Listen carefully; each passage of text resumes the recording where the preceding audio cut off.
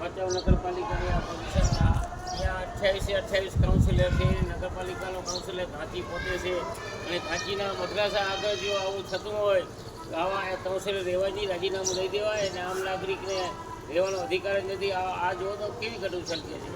આ ગટરની આજ લગભગ 2 વર્ષથી આજ પોઝિશન છે અને આ ઘાંચી હમણાં કાઉન્સિલર આવ્યો છે, નવો કાઉન્સિલર બન્યો છે અને ઘાંચી જો આ પોતાનો મદ્રાસા આગળ જો કરી શકતા હોય તો કાઉન્સિલર શું કરી શકશે? જૈન જે બાદ